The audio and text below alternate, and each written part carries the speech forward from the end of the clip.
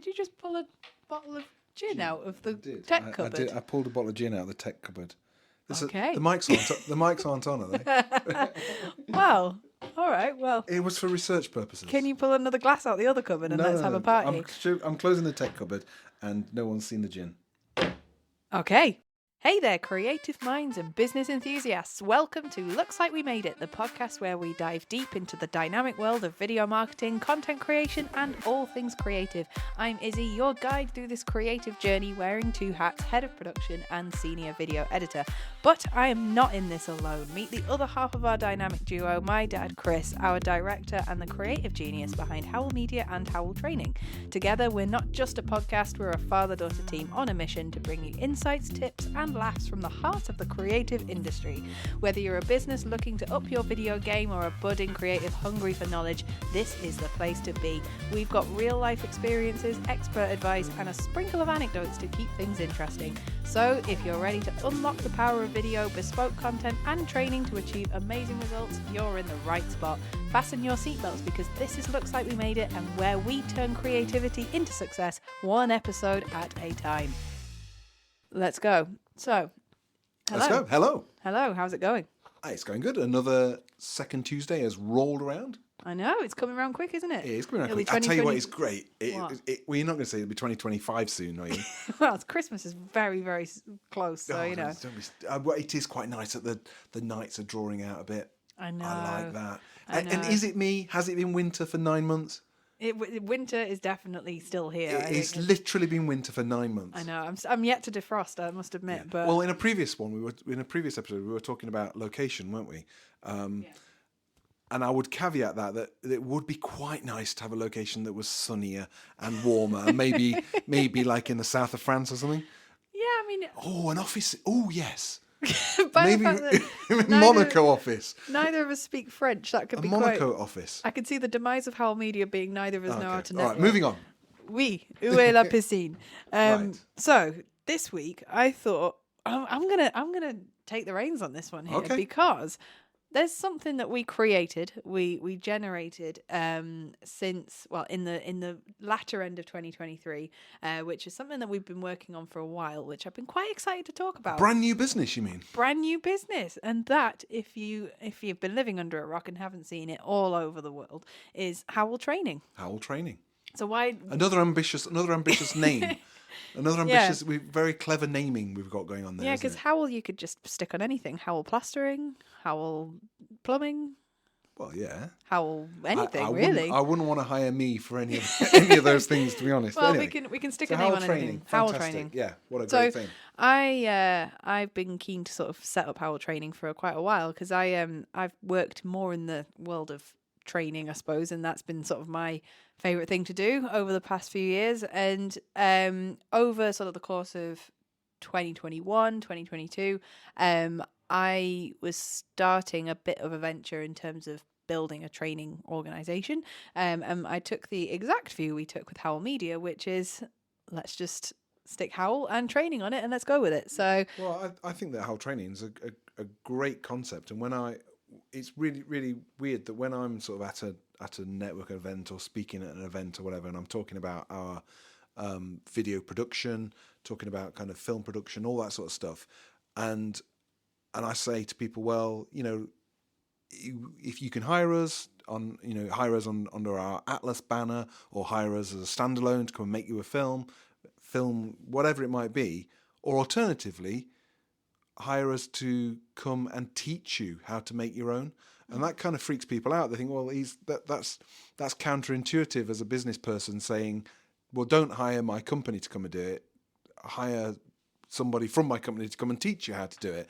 But for me, and for you by definition, it makes perfect sense. It makes it's total clarity because they're two separate things. And I think that's what makes Howell Training such a compelling prospect, because what we're doing with Howell Training is we're empowering people to make their own creative content, to understand why they're making their own creative content, and to develop their own skills to be able to produce some really quite cool stuff with often with equipment that they've got in their pocket, i.e. their phone, or for a very, very limited budget, to actually develop their own sort of strategy and make it themselves.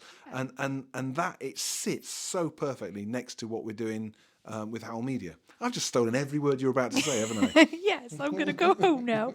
No, so I think that the reason why, I as the person who's kind of flying that Howell training flag as alongside you, is that I see content creation as a bit of a journey. I'm going to get inspirational here. Is that every business has to start somewhere with it. We started somewhere with it. Everyone has to kind of start from a point where they might have never made content themselves before. They might have never really, their marketing could be so far as a bunch of dusty flyers they bring out every couple of months. Like, they might not have any marketing output. I mean, we've even met businesses who don't have websites. We've met businesses who have kind of done something a certain way for a certain amount of time and don't really know where to go next, or are kind of scared by the whole prospect. And you can make an assumption that everybody's on TikTok, everybody's Yeah, really and cutting that's edge, definitely not the everybody's, case. you know, and we come across people, as you say, we come across people who just say, well, you know, I sent someone a fax and I haven't heard back. Yeah, we get. I mean, you see, by going into our world and seeing. I mean, lots of businesses kind of just work in their industry, but we work across so many different industries, so many different worlds. We see so many different types of businesses that we get a bit of a glimpse into how different things work, and it's alarming just quite how many people just don't really know where to start at all.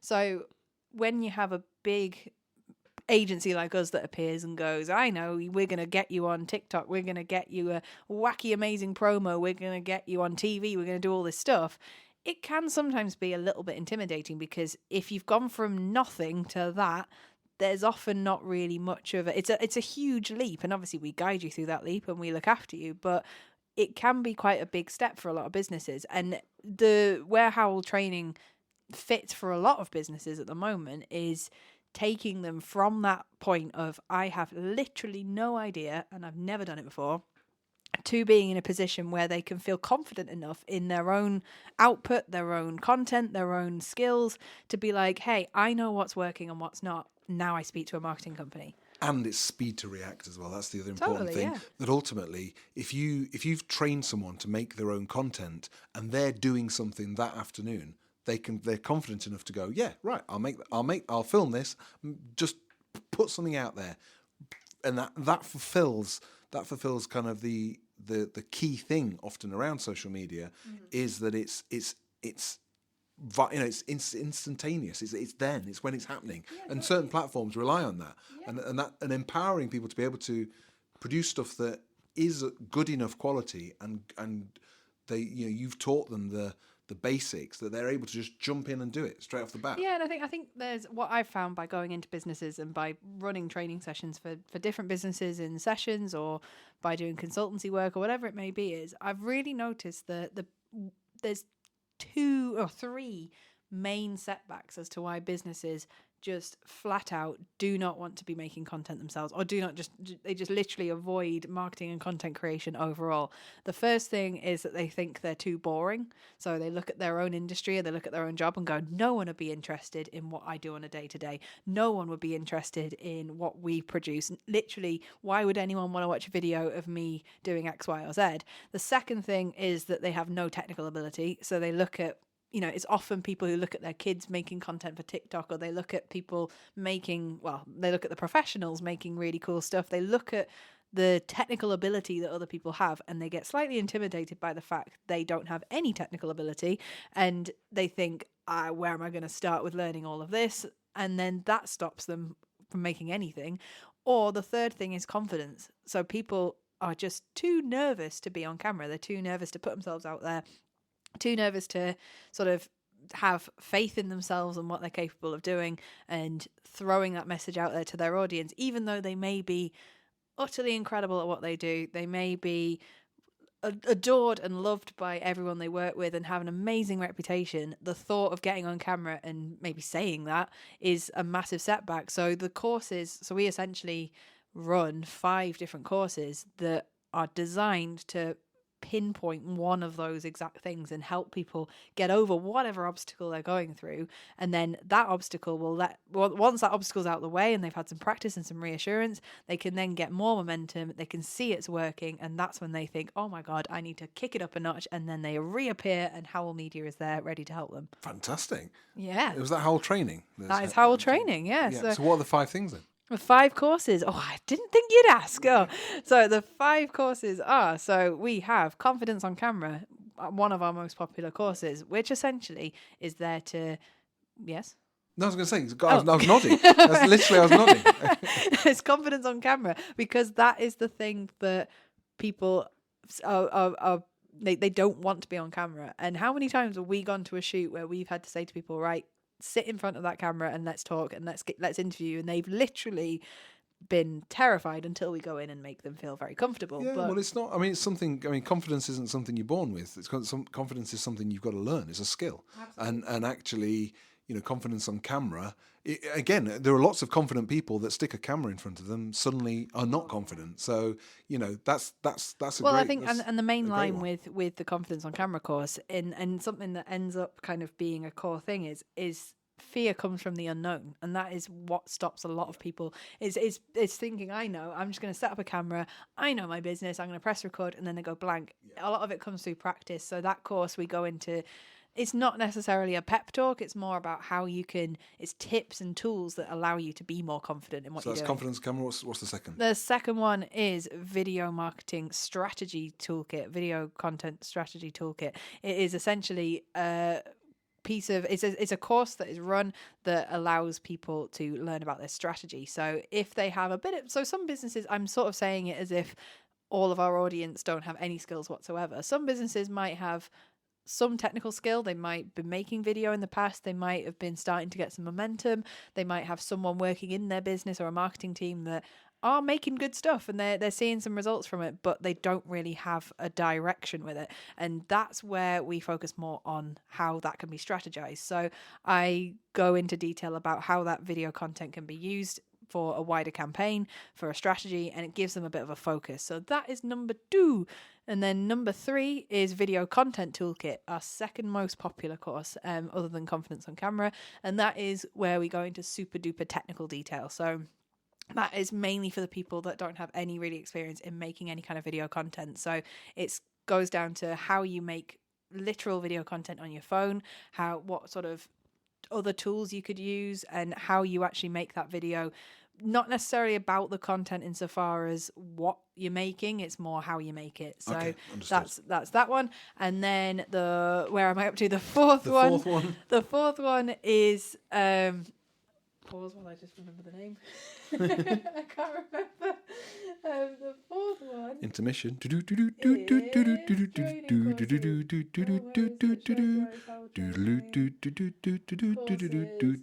There we go. Right. Okay. So yeah. Okay. The fourth one is short form content for beginners. So the reason why I went down the route of going short form content in particular is because when businesses look at how content is consumed nowadays, they look at things like TikTok, they look at Reels, they look at social media and where it's going, which is essentially short form, scrollable, small pieces of content that get consumed on an alarming scale every single day. And they think, oh my God, I don't even know where to start with that. My kids are doing it, my other people are doing it, but I have no idea what it is or the value behind it. If I explain how short form content works, a lot of people go, well, that doesn't make any sense in my head. What are you saying about how this works? This goes against a lot of things that I thought about video content. So it kind of myth busts a lot of things about short form content. And last but not least, before you fall asleep, I'm loving it. It's really interesting. The fifth one is building your brand's identity, and that is probably more targeted at startups, entrepreneurs, people who are kind of at the starting point of their business journey in general, or they're looking to kind of do some kind of refresh or rebrand. And principally around video. Yes. So it's building your brand's identity and how you can kind of build a message or a consistent message in how you conduct yourself and how you communicate on camera, in your content, in your visual content, whatever it may be. Because particularly this, and I've worked with businesses in the past that have multiple departments, or they might have people who are scattered across the UK. They might all be hybrid or whatever it may be, or remote working. And what tends to happen is that two people in location X go, this is our message, this is our brand, this is how we're going to communicate, and then person in location Y does something different and posts it, and then it's completely against that message. So how you can kind of have a bit of consistency. But all the courses work in a way where video marketing is a very, very, very broad thing. Basically, I've done talks in the past, and I've done training in the past where the training provider has asked me to do a course on video marketing, and it's like, okay, well, that's a very broad topic. Big topic, and I'm going in there going, well, do you want people to learn about how to do it, what to do, why they do it, when they do it, where they do it? Like, there's so many different elements to video marketing. Our jobs are so varied in how we deliver content. Every single project we've done is different, and I stand by the fact we probably still haven't seen it all yet at this point. Like, there's still more coming, and to be able to just summarize everything about video marketing in 3 hours, I found when I was doing it that way, I found that the questions I was getting, I'd talk about strategy, and then someone would stick their hand up and go, but how do I press record? And you go, well, that's a completely different situation. So I've kind of built the courses in such a way where they go into quite specific areas of video marketing, and then you can pick and mix what you want. So all the courses are the same length, they all cost the same, and what you do is you essentially pick and mix which ones you want, and you can have as many or as little as you want. So do you deliver these courses to groups? Do you deliver them to individuals? Are they face-to-face? Are they online? Do you go to companies to do it? Do people come to you? How does it all work? This is sounding like an infomercial. An infomercial. It varies. It depends. It depends. The famous line. It depends. It's back. It's back, and I'm bringing it back. You've now got It Depends. Oh, I've got an It Depends t-shirt. I need to get that. So it really does depend on the organisation and what they need. So they are courses that you can book in for yourself as a standalone person on your own if you want. If you're a startup doing it by yourself, you can book them as an organisation and bring in whoever you want from that organisation. I'd say maximum about 15 people per course, just because you end up, it becomes a lecture, and I can't really get in depth with anyone then at that point. It can be done online if people are scattered all across the UK, or it can be in person. I've done a bit of everything, really. So it's a flexible approach. It's a very flexible approach, but I've also done what we are pretty good at, I suppose, at Howell Media and Howell Training, is we don't always have to pick up a camera to make a difference. We don't always have to, and this goes for creative businesses in general. When you want to engage the services of a creative organisation, it doesn't always have to be practical, technical stuff. We do a load of consultancy. We do a lot of just telling people from an outsider's perspective, this is what we think you're doing wrong, and this is what you can do. This is what you can do to do it right. And the consultancy element does make a big impact, because everyone's skill levels and every single person in this planet at this point has some experience of using something related to video marketing, whether that's watching reels, understanding TikTok, making videos themselves, making videos at home just for fun. Like, everyone's got some skill level when it comes to content creation, and it's hard to kind of quantify. Everyone in this room has no skills. Everyone in this room has some skills. It's really hard to kind of teach it in the same way to everyone, because everyone's got very different experiences. So with the training element is that we don't go into it expecting everyone to know nothing. We don't go into it expecting everyone to know everything, but we can kind of fit and blend our knowledge and our experiences to fill in the gaps. So some businesses we've worked with in the past have got big marketing departments. They've got lots of people who are experts in things that I'm not an expert in. They might be expert in email marketing, SEO, reporting, all this stuff, but then they might have no idea where to start with video. They might be creative businesses that work in photography or whatever it may be, or design, that don't have any experience with video. So we can it's not necessarily about teaching everything from scratch, and it can be, but it's about working with different businesses and trying to work out where those knowledge gaps are. I think it's brilliant. I think it's also something that we always come across, is that explaining the importance of video marketing to people is pretty straightforward. The numbers speak for themselves. Ultimately, even down to, you mentioned SEO briefly. Google will try and deliver a video solution first, wherever possible. And where we struggle, or we don't struggle. I'm trying to get this the right way around. Ultimately, the story makes sense. People go, yeah, that's right. I buy into that. I watch tons of YouTube. I watch tons of stuff on Facebook. I watch tons of stuff, whatever it might be. I watch videos on LinkedIn, whatever platform, whatever setting it might be. And you say to them, well, actually, as it occurred to you, if you did that in your own business, people would stop and take on board what you're doing. They go, oh, yeah, that's great. And they come on the course and they learn some stuff. I think the hardest thing is consistency. And I think the hardest thing as well is for people to realise that it's for them as well. And I think that kind of longevity part of it, that, we can tell people till we're blue in the face that video is a great thing to have in your business. It's a great thing to have. You will get more eyeballs on what it is you're saying if you do it in a video format. But to actually get them to do it, that's the real challenge. Yeah. And that's where training them in a way that they can clearly understand what it is they're meant to be doing, how they're meant to be doing it, and what it's for. That's the challenge. Yeah, and I think also sometimes, just to end on that point, is that some businesses do, and some people do genuinely look at other people's content creation and go, I can do that. That's easy. How many times have we had it where all the time, people think that anyone can do what we do? And what I quite like to do sometimes when I'm doing training is I bring a tripod along with a phone attachment. I in the session, and I've done this a couple of times, is I've actually said to the people in the session, right, okay, you've sat here and come up with an idea for a series of videos that you want to produce, and I think they're a great idea. I think there's something that you could do, and there's something that I think would be successful. Let's make it. Let's have a practice and see how it actually works. And often you get some people who immediately go, oh God, no, I couldn't possibly do it. And you get some people who go, right, okay, let's have a go. And actually just having a practice and having a go at trying to create that visual idea, or trying to create that thing that you wanted to create to get some results.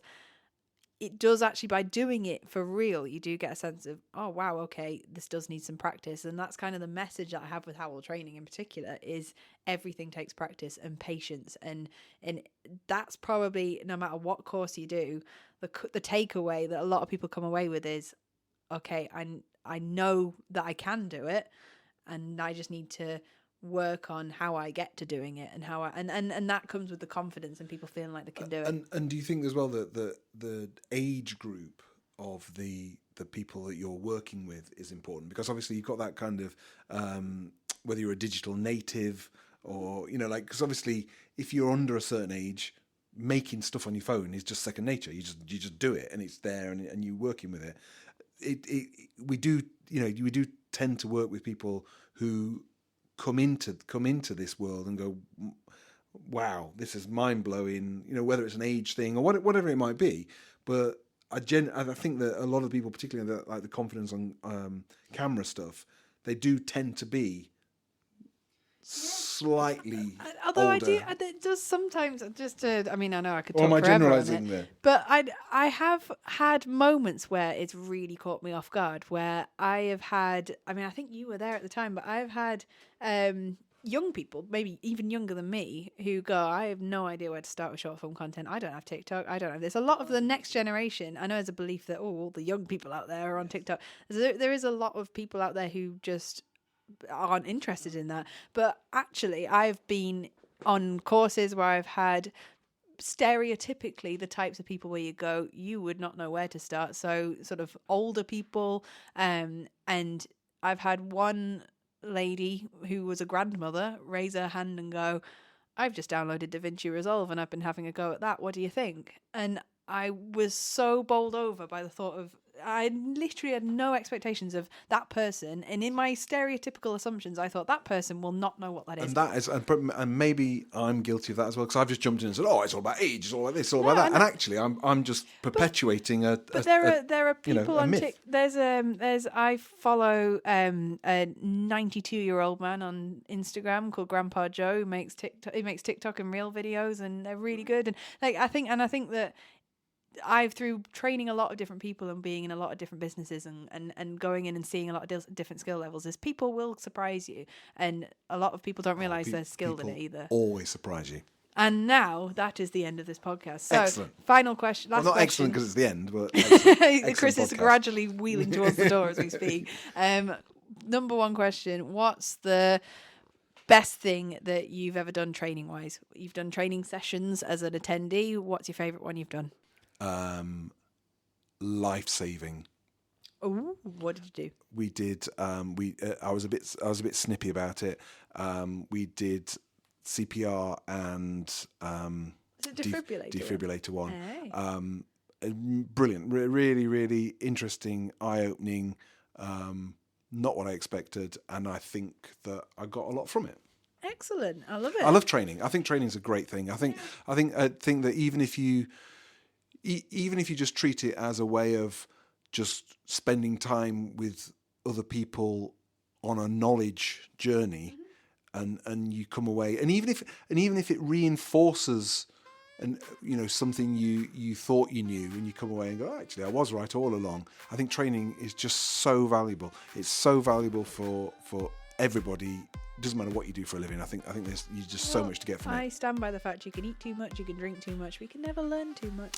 Oh, that's a very you never can learn. Have you just made that up? No, it's something that I believe in. Is that you can never ever learn too much, and you can never overlearn anything. You just keep going. It's a never-ending, infinite, wonderful thing. But my favourite thing that I've ever done training-wise as an attendee was 3 weeks before I had my daughter, I went to a baby training class where they actually brought a real baby, and I got to give her a bath, and I got to actually do things that terrified me before I had Esme. So that was something that I learned. Excellent. So that is this episode. So I'm going to wrap it up now. Feel free to be on our podcast if you want to be a guest. You can get in touch with us. We release a new podcast every other Tuesday, so we look forward to seeing you then. Bye Bye.